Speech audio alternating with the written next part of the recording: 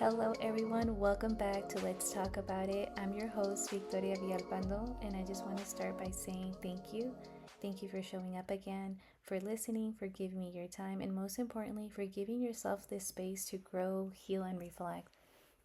If you haven't listened to episode 2 yet, I invite you to go back and check it out. It's called The Truth About Becoming a Mom Before Becoming Myself. I shared how motherhood met me before I really met myself, and how God has been slowly and gently teaching me that identity isn't something we chase in this world, it's something we find through Him. Before we get into today's message, I always want to be honest with you. I'm not here to tell you how to live your life. I'm not a therapist. I'm not a preacher. I'm just a woman who has walked through some things and is still figuring it out as she goes. This podcast is not about perfection, it's about permission permission to feel, permission to question, permission to grow. And if what I share connects with you, I'm deeply grateful. If it doesn't, I still thank you for being here. Today's episode, From Stigma to Strength. So, today I want to talk about something very personal, the idea that I wasn't supposed to be anything, that because of where I came from, what I didn't have, how young I was when I became a mom, I was never going to amount to anything. That's a lie that I believed for a long time. I carried the weight of people's opinion, their silent judgment, the labels. I didn't come from wealth. I didn't have a degree. I didn't have a clear path or a perfect plan. I was a young Latina mom trying to survive while the world watched and assumed I wouldn't make it. But what they didn't see was what God was doing in the background. That stigma almost stopped me.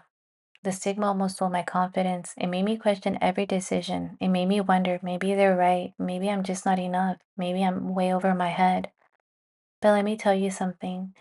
Even when I didn't believe in myself, God did. Even when I wanted to give up, He whispered, keep going. Even when I looked around and didn't see any way forward, He made a way. My small wins that are actually small. It may not seem like a big flex to some people, but to me, I started my own cleaning business. I bought my own home. I just celebrated 7 years of becoming a homeowner. I've launched Let's Talk About It.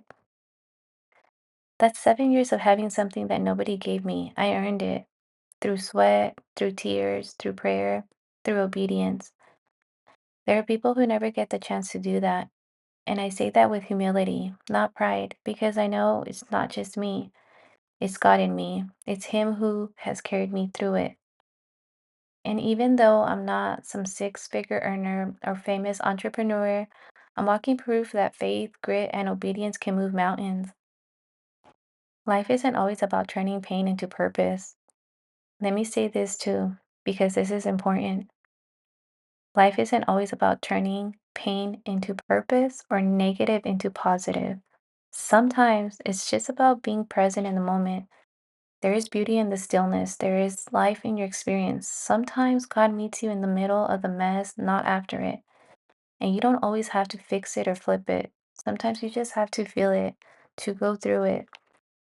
So, wherever you are right now, whether you're rising, rebuilding, or simply surviving, just know you are not behind, you are not broken, you are becoming. God's plan is bigger than any box the world put you in. I look back now and I realize even when it felt like life was falling apart, God was putting it all together. I didn't have the blueprint for success. I didn't come from a place where people said you can do anything. But I knew deep down in my soul I was meant for more. And that more, it wasn't fame, it wasn't money, it was peace, it was purpose, alignment with God's will for my life.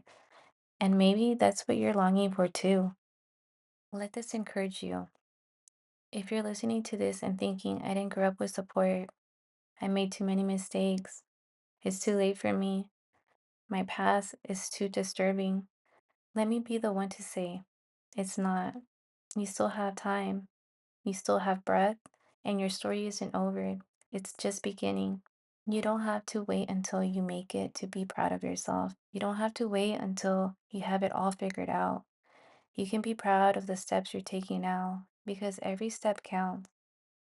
This space was created for stories like yours. That's why I started this podcast because your story matters, and I truly believe that sometimes your purpose is hidden inside your pain. that when you finally speak it, someone else finds healing too. So I want you to think about this. What if everything you've been through, everything you've overcome wasn't just for you? What if it's meant to light the way for someone else? If today's episode spoke to your heart, I want to hear from you. You can either email me or send me a DM on Instagram. Whether it's a sentence or a story, I'd love to hear how you've turned stigma into strength or how you're still learning to believe that your story is worthy of being told. If you want to be featured on a future episode, don't be shy. This space was built for people like you, for real stories, for truth tellers, for overcomers. Before I go, I just want to remind you you don't need the world's approval to walk in purpose. You don't need the perfect background to start something meaningful. You don't need permission to take up space. You just need faith. You just need one yes. You just need to start. And if nobody has told you lately, I'm proud of you. I see you and I'm praying for you. This is Let's Talk About It, where stories like yours remind us we are not alone, we are never too far gone, and we are never too late for grace. I love you. I'll see you in the next one. Bye.